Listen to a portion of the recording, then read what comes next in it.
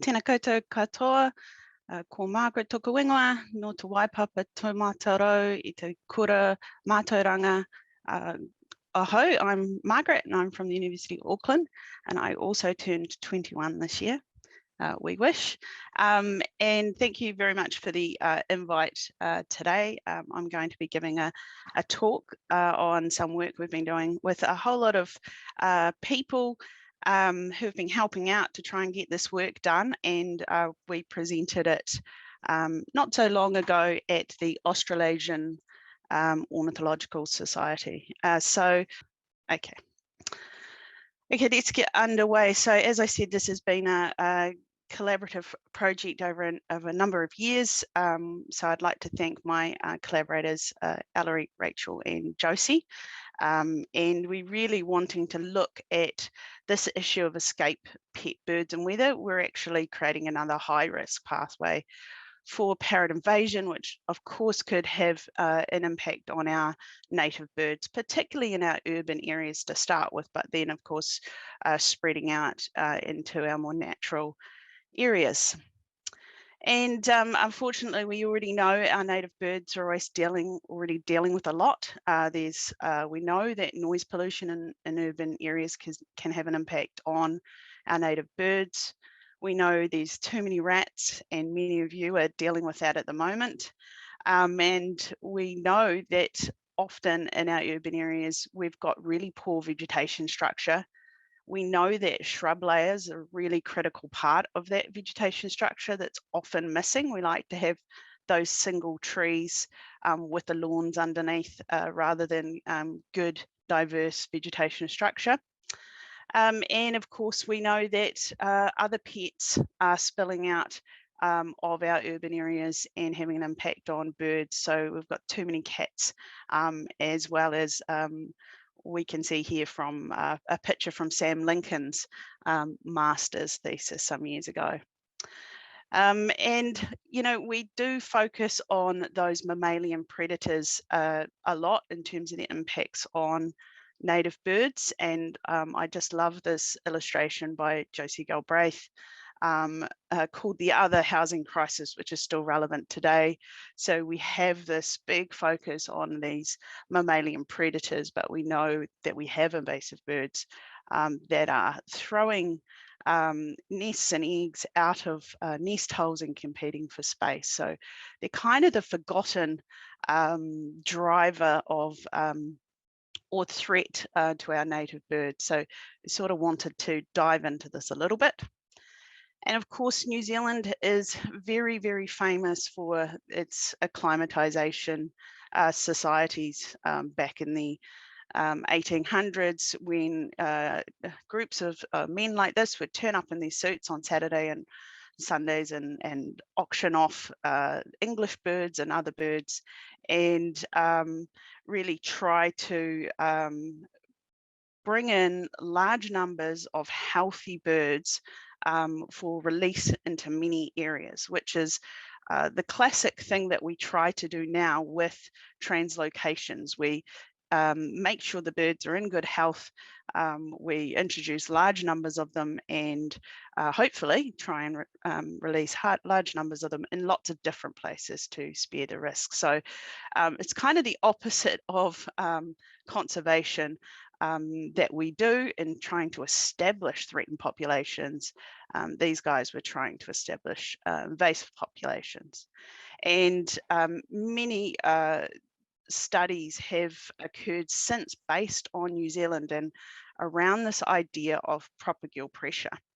So propagule pressure is the pressure that introduced species have, where you introduce a lot of them, and so many that they're able to overcome the barriers that come with introduction, and they can start breeding and become established in that new place. And so famous are our acclimatization societies, and the data that they carefully recorded is that a lot of the invasion biology theory is based on what they call the Kiwi effect, the data that comes from New Zealand acclimatization societies. And I've put this... Margaret? Yes? Sorry to interrupt. Could you switch your Oh no, is it on presenter slide? presentation? Oh, nobody Yeah. told me. Okay. Is that better? Yes, better. Yeah, Yes. there we go. I've Thank got you. 2 screens here. Yeah, so now you can hopefully see a bit bigger. This graph here, I'm just going to explain it. This is just the percentage of species up the side here. And then along the bottom, we have the number of release attempts. And what it's saying is the unshaded bars, so these white ones here, are where they were actually unsuccessful. And you can see if you only release the birds 1, 2, or 3 times, then they were unsuccessful at establishing. But if you actually release them lots of times, like down here, then you get these grey bars, which means they successfully established in New Zealand. There's a couple of weird species. This partridge over here, you can see the white bar down here, was released in massive numbers and 20 times and didn't manage to establish.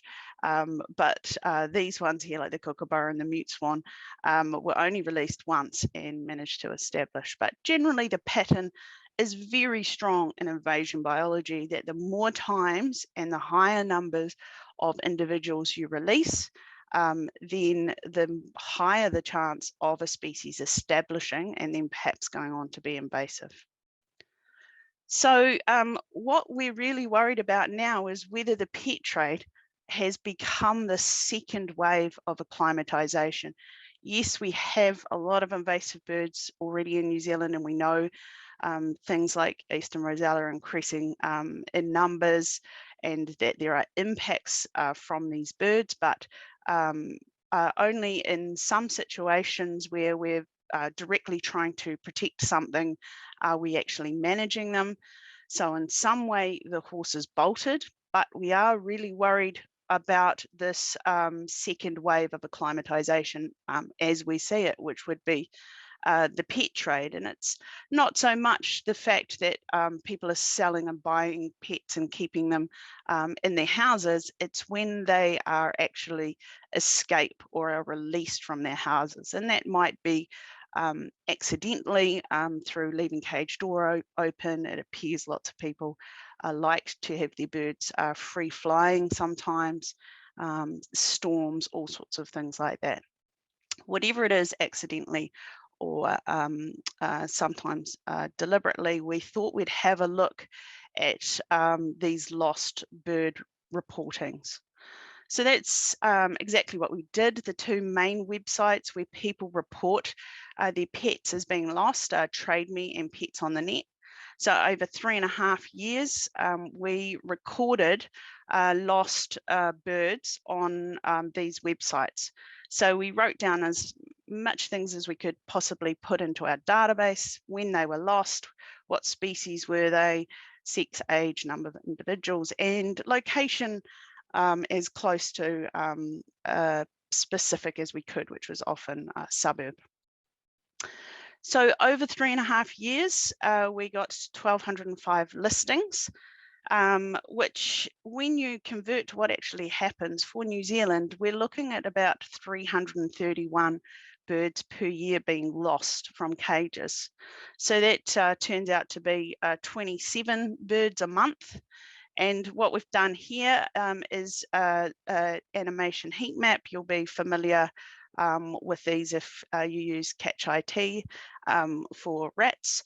So it's the same thing here. This is just the reports in Auckland region of these lost birds on these websites over time from 2012 to 2017. And you can see that it ebbs and flows, but it's not any specific suburb or another. There seems to be a drop-off in winter, but apart from that, it's fairly constant, and a little bit of a worry when you see it like that.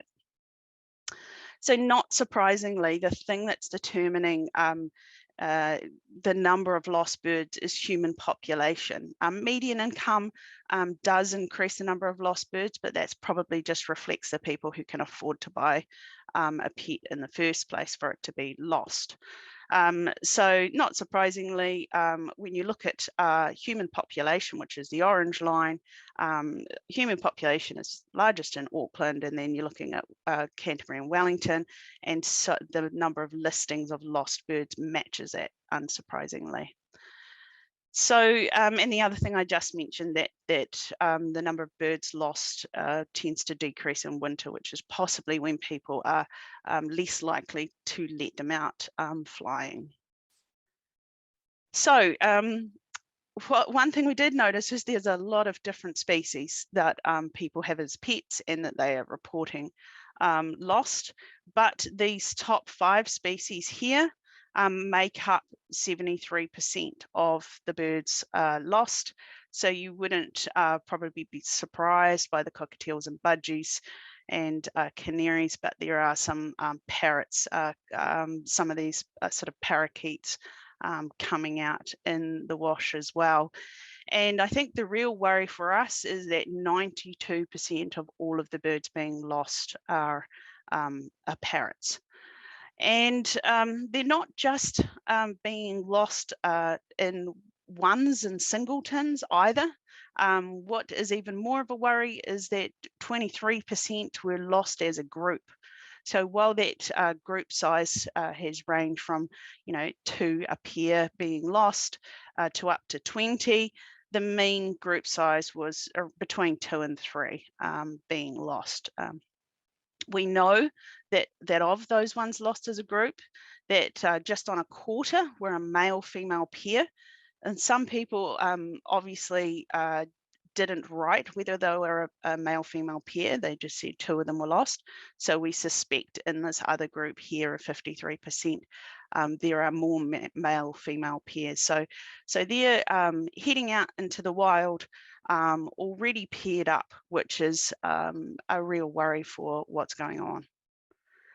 So the next thing that we wanted to do was kind of think about what are the chances of things establishing.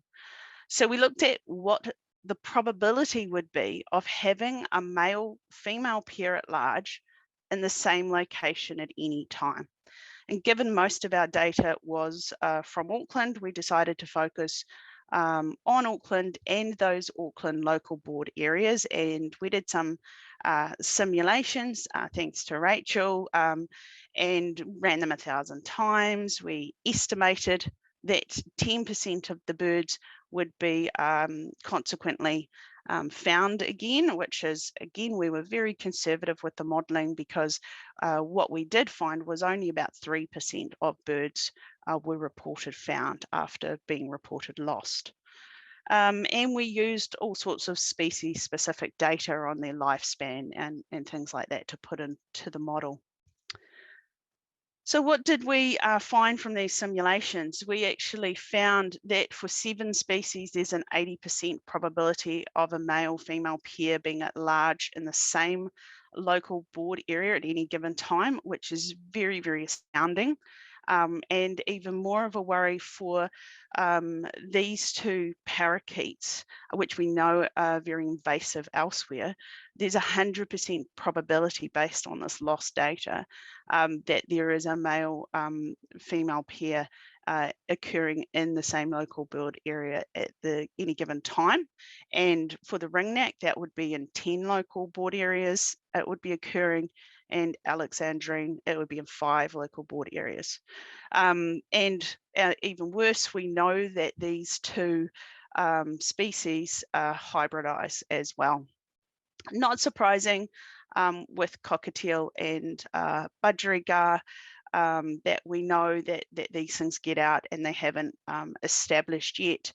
These 2 species in particular are highly selectively bred over time in captivity, and do not seem to have the traits to be able to establish. And here you'll notice we've got rainbow lorikeet here, and it's actually quite low. We think this is actually because lots of people just reported that they had lost lorikeets, and so we couldn't include them in the rainbow lorikeet data because We know there are other lorikeets, like the scaly-breasted, being sold and being lost in New Zealand and Auckland. So we expect this would be much higher if people had actually reported the species.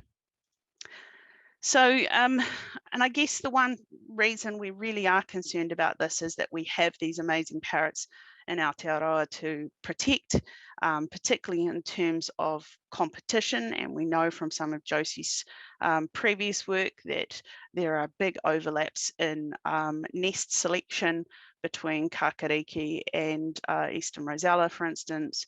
We also know that we're very worried about parrot diseases, particularly as we improve the situation through pest control in the Auckland region. We try and introduce some of these species back, and we really don't want them exposed to disease. And I guess, you know, I've immediately dismissed budgies, but I've sort of just put this up here to kind of show what could be happening. So this budgie was observed at a feeder on Tiritiri Mātauranga Island. Not suggest that it's going to establish on this island, being one bird, but it is at a feeder, and we know that feeders can be transmission points for diseases. So, you know, I think it's very easy to dismiss these, but there may be a disease risk regardless, even though we don't expect them to establish. And so I think with this parrot problem, we have been here before with rainbow lorikeets. We have eradicated a population 20 years plus ago of 150, 200 birds on the North Shore. And it wasn't pleasant. It's a beautiful bird. It's a bird, and it's a rainbow bird.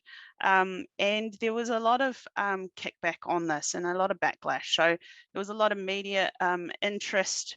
There were websites and upset from everyone. So, you know, we don't really want to go there again with this. So really, if we can prevent the establishment in the first place, this would be better, and in terms of budget, would be much more cost effective as well.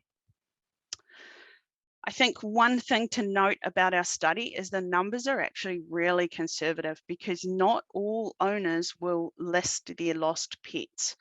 And of course, we know there are people who are deliberately releasing, as was the case with those rainbow lorikeets, in order to perhaps for the desire for New Zealand to have prettier parrots. And those people aren't going to list. So we know that our numbers are actually quite conservative, which is quite worrying.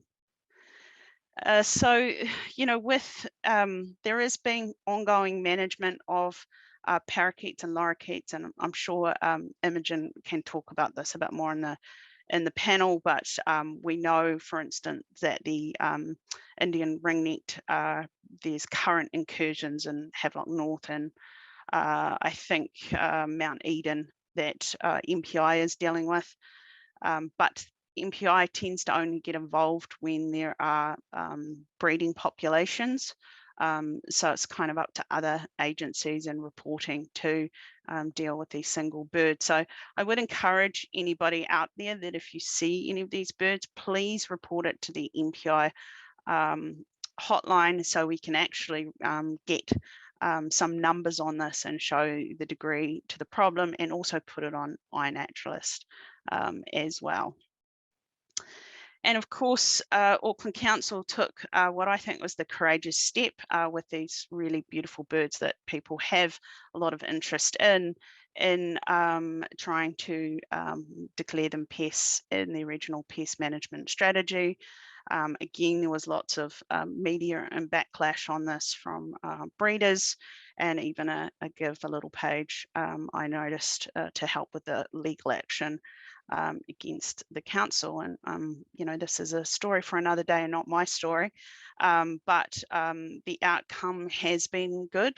They have managed to ban these parrots from sale in the new Auckland Regional Pest Management Plan that will come into effect from the 1st of September. Monk parakeet isn't one that we included, but there is so much data on these overseas in Europe and the impacts that these parrots are having. So this one really is a no-brainer here. I think a worry, and you read the reports in the paper of breeders saying, well, they're only banned in Auckland, so we're just going to shift our business to the Waikato, or we're going to do this, or we can just buy off trade me, sell off trade me, whatever. So I think, we could try and get other regions on board, but also really important that some of these species be listed on the National Pest Biosecurity Accord in the same way that we have national weeds that are banned. And this is a great start with these parrots, but there are definitely others that need to be investigated a bit more and perhaps put up next time, things like the Alexandrine, which we know can breed with that ring-necked parakeet. So that's all I've got today. I'd just like to thank everybody that's involved and very happy to answer questions. I'm going to stop sharing now.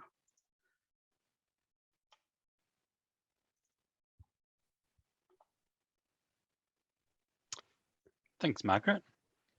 Kia ora. We have a couple of questions in the chat here. Are exotic escaped birds likely to transmit important diseases to natives, or do we just have weaker immune systems? Well, I'm not a diseased expert, but certainly there are risks associated with disease. And we know Auckland Zoo and I think DOC collaborating at the moment, who are doing surveillance of disease in native birds all around New Zealand, but particularly around Auckland, to keep an eye on some of these diseases. So yeah, I think they are a real risk. I don't know if Imogen's got anything to add to that one. Yeah, well, I guess the one thing I would add, kia ora koutou, everyone. I think, the thing about New Zealand parrots compared to maybe overseas parrots is it's a bit like the COVID epidemic, that often when populations are really susceptible to being really heavily impacted by a disease, it's because they haven't been exposed to it previously where they've evolved. And so now our parrots have evolved here and maybe haven't been exposed to some of the diseases that are elsewhere in the world. And so there is that risk when you've got things coming in from overseas that our parrots can be particularly vulnerable to them. Thanks, team. I am assuming our pest control efforts are also helping these birds to survive. Well, that's an interesting one. I think, this is all around sort of these indirect effects of pest control and what we know or don't know is happening, and a lot of it is, I guess, trying to predict at the moment. But I think a lot of these birds that are coming in will have evolved with mammalian pests already, so they would have been well above the bar in terms of being able to cope with them. I do notice, and I can't remember her name, and she gave a great talk at ECOSOC where it's around a wetland and they are doing obviously really good pest control, but they are having massive problems with introduced birds as a result, and it's a very strong indirect effect. And I can't remember which species it was, but they are really just struggling because they're having impacts on the native bird species. There are some patterns around pest control in New Zealand, particularly in fenced sanctuaries, that when the native bird populations come up, silver eyes drop away. Of course, silver eyes would have been coming over from Australia for many thousands of years and didn't manage to establish until the 1850s when we cleared some farmland and got rid of some birds. So probably we actually helped them establish indirectly. So some interesting patterns coming around on that. But yeah, I think, they would have evolved anyway. So, but again, these are all unknowns and interesting research questions. Another question is, kia ora, thank you, very interesting. I have Brazillas regularly in my pururi trees, nipping off the flower heads. The tuis usually drive them off. Can breeders of exotics be used to support the breeding of native birds?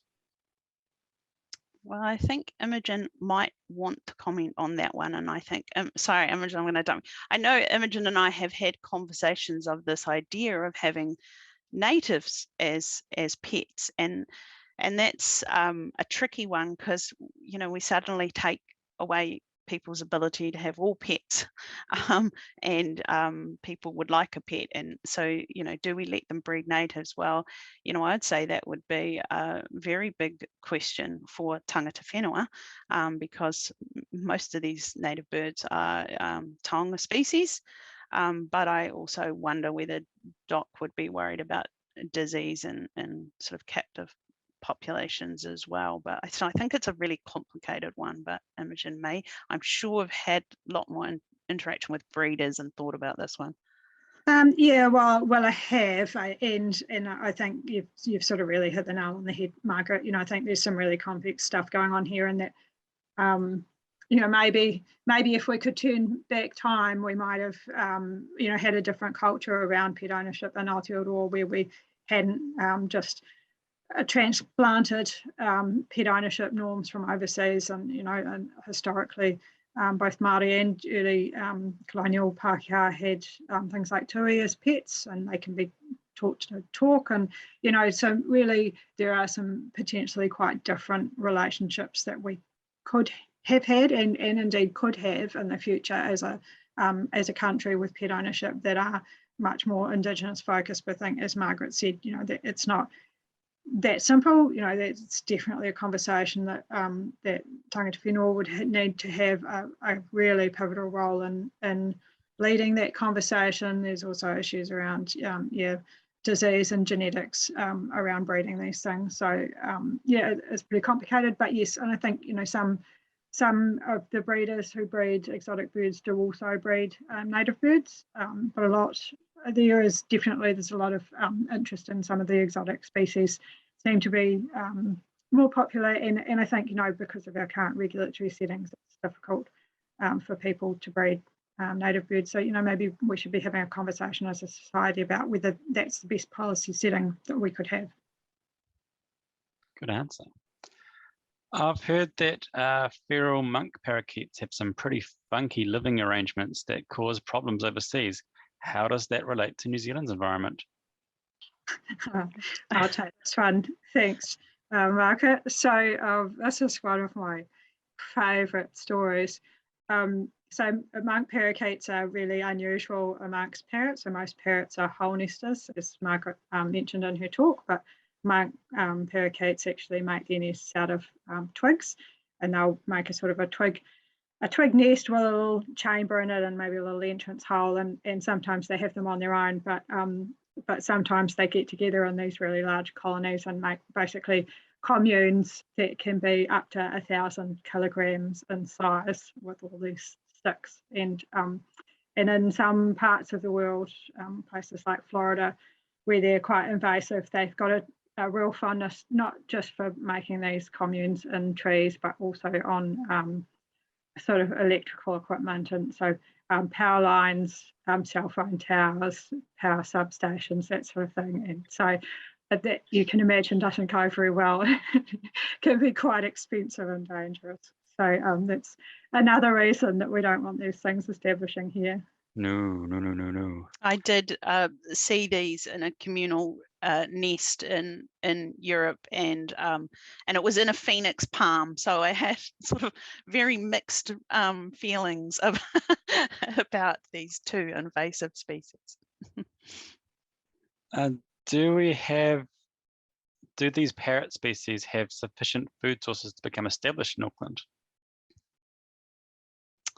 Well, I'd say definitely. And I think what we're seeing with the sulphur-crested cockatoo that are hanging out in the Cascades in Waitakere is that they are sort of roosting there, but seem to be moving out into West Auckland, and there's a heap of sort of horticulture and agriculture there that they're feeding on as well. But yeah, I mean, there's so much supplementary food and waste that is also put out in cities that it's very easy for these species to adapt and find food. I don't think they would have any issue at all with finding food either in people's gardens or you know, agriculture and stuff as well.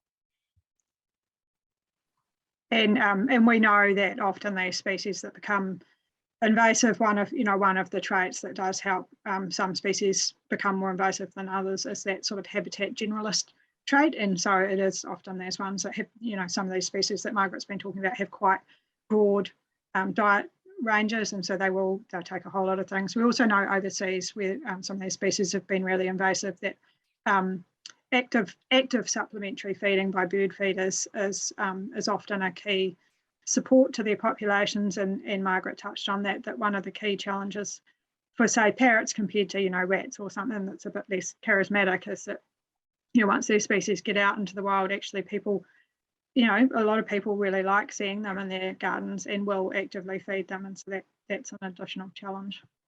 And often think that they are New Zealand birds. Rosellas are seen as New Zealand birds. It's actually quite astounding by, I guess, normal Aucklanders. Not that I'm saying we're all abnormal, but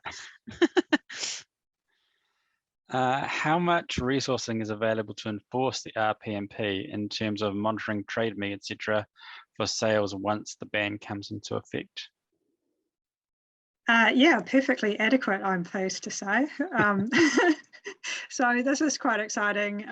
It's a new area for us. You know, under our legacy regional pest management strategy, we really didn't have an active compliance program for anything in that pet trade space, and we did have a little bit for nursery plants, but that kind of had been progressively less well resourced over time. But now with our new regional pest management plan, we've got good resourcing for that, so we actually outsource it to a contractor, and they have alerts on for online trade and are actively following up. And Trade Me's been really helpful, really cooperative, and will take things down or provide people with advisory notes. So at the moment, we're letting breeders know that that they won't be able to breed these things in the future. And we also have an active program of going around pet shops and markets and trade shows and that sort of thing, wherever pest plants or animals are being sold. So yeah, I'm really excited about this. Very exciting. What can I do as an individual who doesn't keep pet birds?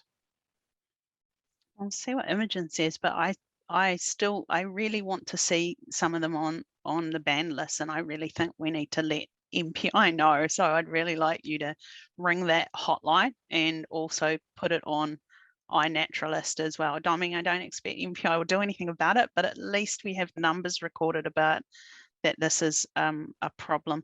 So, but Imogen may have some other advice. No, I think mostly the same as Margaret. You know, it's immensely useful to us to have data. So when we were creating our current RPMP, you know, one of the challenges we had, not just for parrots but across the board, is that we often don't have very good data about where things are, what's naturalising, what's out there. And so your help in reporting sightings on iNaturalist is great, and we, Auckland Council, can harvest that straight into our geospatial bioinformation database. So iNaturalist is great. Reporting, yeah, absolutely, report to MPI. You can report it to us. We probably at the moment won't do response stuff, but we'll refer it to MPI, so it's good to go to them as well. Also, MPI will at some point be undertaking consultation on the National Pest Pet Biosecurity Accord, and so at that point there's an opportunity for you to have your say about whether you think it's a good idea to see some of these species banned nationally. As Margaret pointed out, you know, that would be vastly more useful than having just a regional ban, because they are so mobile and the people who trade them are so mobile as well. So, from my point of view, that would be very useful. Yeah, and of course you can keep your eye out for our next consultation on our regional pest management plan. So we're just kicking off actually our new regional pest management plan review. I feel like I'm on the mouse wheel here. We've just made one, but we're starting to think about the one that will come into effect in 2030. And so, you know, in a couple of years' time, there'll be some preliminary consultation on that, and then a more formal consultation period a few years after that. So keep your eye out for them. Sulfur-crested cockatoos are a visible issue in our region. What is being done to control them? So we do have them in the regional pest management plan and a progressive containment program, which means that we do hope to be able to constrict their population within the region. They're probably beyond eradicable, I think. There are quite a few of them, but we would certainly like to prevent them getting any worse, and if possible, sort of pare that population back a bit. It's a bit challenging because we don't have the kind of control tools that are off the shelf the same way that, you know, people around New Zealand and elsewhere have been spending a lot of time for decades investing in rats and possums and things. We know how to control them. It's not the same for cockatoos. So we've got a bit of work ahead of us. Yeah, if I can just add to that, I think, you know, this is why prevention is such a key at the moment, because birds, people say, how can I control them? And you know, and I run this scenario with my postgrad students about design a project to you know, figure out the impact and control of sulfur-crested cockatoos, and they're like, oh, we'll catch them and do this. And I say, stop, how are you going to catch them? How are you going to do this? Just, you know, really tough birds. They can easily be, you should try and shoot at some once, and then they will, you know, be really flighty after that. And yeah, so prevention at this point until we develop tools is really key. 100% agree. What is the thinking about bylaws to prevent pest birds being kept on Aotearoa, if any?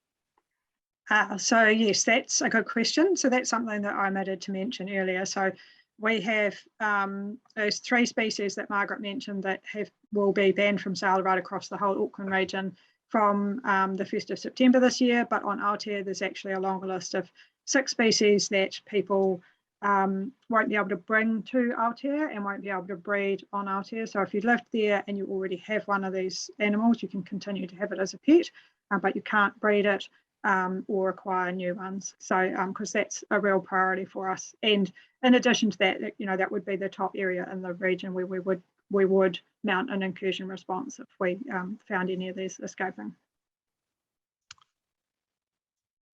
Do you use the results from eBird counts to get an idea of pest distributions? Yeah, we harness whatever information we can get from a variety of sources. Yep. Great. I think that's all our questions for now. But thank you both for talking this through with us. I'll hand it back to Nigel. Thanks for having us. Thank you, Ben. Thank you, Dr. Margaret, and thank you, Dr. Imogen.